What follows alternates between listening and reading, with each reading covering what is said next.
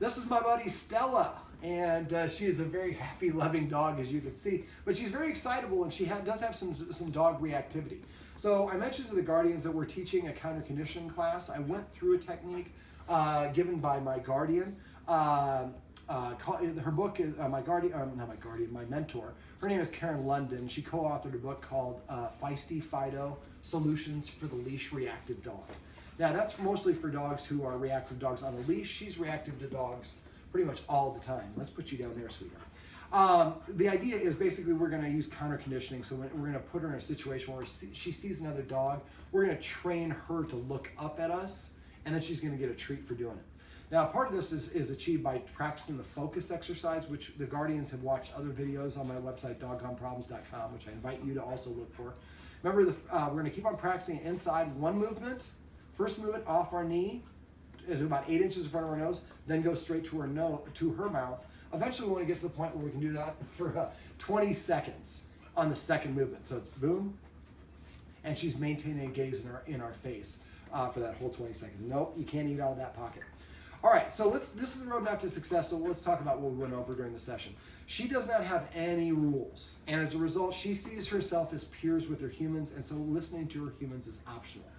Actually, I don't think she sees them as peers because she gets to tell the humans what to do, nudging her with the nose when she wants attention, and they pet her, which over time can give the dog the impression is either that the humans belong to her or she is responsible for the humans. A lot of times this results in a dog that gets more aggressive or reactive to other dogs because it thinks its job is to be a security dog. So the way we want to fix this, we want to demote her, and the way that I like to do that is by incorporating rules and structure to begin with. So some of the rules: no furniture, not being allowed any humans that are eating food, having to sit and wait for permission to go out of a door.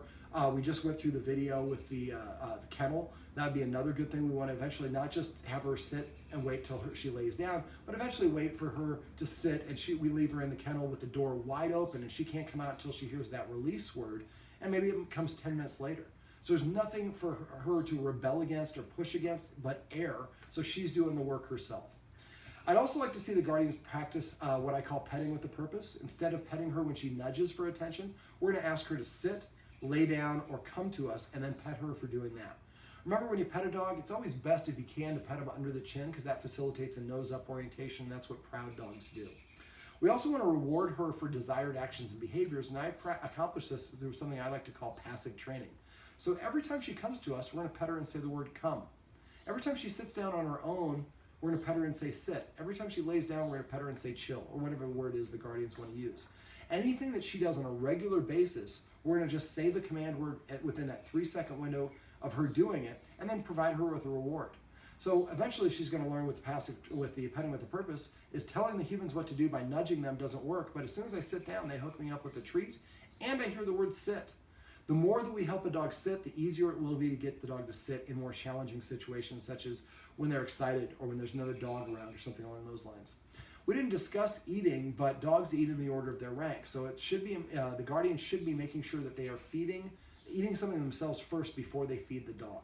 If you're going to eat your regular meal out at a restaurant, just put the food in the dog bowl. Use the escalating consequences we went over to not let the dog near the food. Wait for the dog to stop challenging, then the human eats something first. If you're just going to have a snack, just have 5 or more bites of something, then give the dog permission to eat. The second the dog takes the first bite of food, I usually repeat the command word that I want to give them as their release word to eat. I say grub, chow, and feast for my 3 dogs, but you can use any word you want. The way I assign that, as soon as the dog takes the first bite, I say grub, or chow, or feast. Now, as soon as the dog walks away from the bowl, I pick up the bowl, I dump the food out. Does she eat all of her food right away, or is she a lazy eater? She's lazy, yeah. Okay, so as soon as she walks away from the bowl, pick up the bowl, dump it back in the bag, and put the empty bowl back down. In the wild, they don't say, oh, I'll come back and eat this later. The other dogs are going to eat her portion. So what we do is I have dominion over the food as a human. I'm going to tell you when to eat, and as soon as you leave the area where the food is, the food goes away. After a while, she'll learn, I better stay here and eat my fill until, otherwise the food's going to disappear. Now, if you're feeding her a cup and she's only eating 3/4 of a cup consistently, then go to 3/4 of a cup and feed her that consistently until she's always finishing that. Then build her back up to a cup if that's the appropriate weight for her, because we want her to always finish her plate. I like the guardians to also practice putting her on the leash. Now, if you go to doggoneproblems.com and on the dog training tips page, there's a search box. You can type in leash exercise. It'll show how to do it. I just kind of described it through the, because we're a little bit short on time. But basically the process is to practice leashing the dog up, and we stop the second the dog starts to get excited. This teaches the dog that the only way we're moving forward is by being calm and balanced. And excited is not a balanced state of mind for a dog. It's happy, but it's not necessarily calm. It's not a balanced state of mind. We don't want our dogs to be balanced. First step is walking towards it. As soon as the dog walks in front, we turn and walk away. And we wait for the dog to settle down before we try again. Next step is actually grabbing the leash. Next step is putting the dog into sit. Like I said, search for that for leash exercise or just leash, and a bunch of videos will come up for that. I'd also like the guardians to practice leashing her up 4 times for every 1 time they take her for a walk. So that way it's not as excitable for her. Let me see. Use the escalating consequences. First thing is hiss. Second thing is stand up and turn to face the dog. Third thing is march at the dog until it turns sideways or greater. Fourth thing is a leash timeout. One of the guardians was standing up first instead of giving the hiss. So make sure you use the hiss before the dog does the wrong thing. You'll get a much better response from it. Also practice the recall exercise like we went over. Do that with the kids.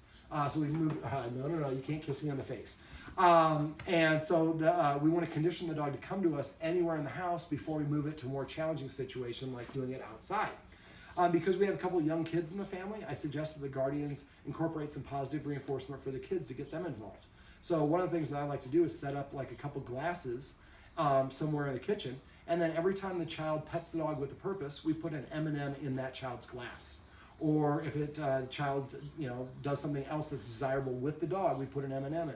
If the child pets the dog when it doesn't make it sit first, we take an M&M away, unless that really upsets the child. I'm not a parent, so. But we want to use positive reinforcement to get the children engaged with the dog. And the kid will come in the room and just like, I just asked her to sit and then petted her for sitting, Daddy.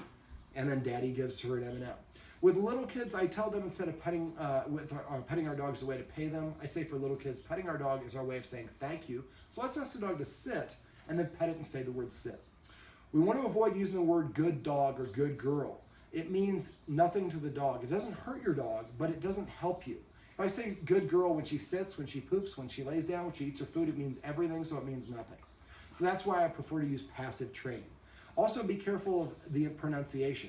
Sit and sit are completely different sounds to dogs. Come and come here are different command words for dogs. So come up with one command word for each command action, and make sure that you help each other out. If somebody's saying come here when the word is come, we say, vocabulary, and then we know, come. Remember, when we're using our hand to get our dog to come to us, we're going to use our hand like this.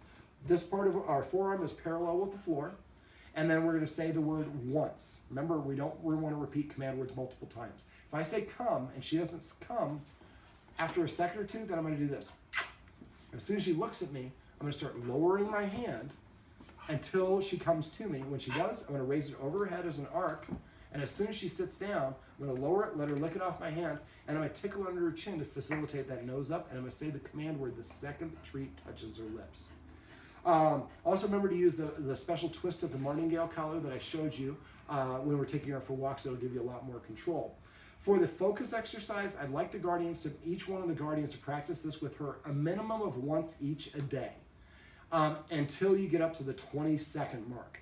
Now, practicing more than once a day will get you there faster, but we have kids involved and jobs, and there's sometimes only enough hours in the day, but make it a point of doing a minimum of at least once a day with each guardian. That gets her at least twice a day. And then if she's still reactive with the rules and everything else, then I'm going to have the guardians let me know, and we'll look at enrolling her in our counter conditioning class and put a lot of practice repetitions for it. All right, Stella, your dad's got to go pick up one of the kids from daycare. I'm going to leave a bully stick and some treats here for you. But remember, for those of you at home, everything you do trains your dog. Only sometimes you mean it.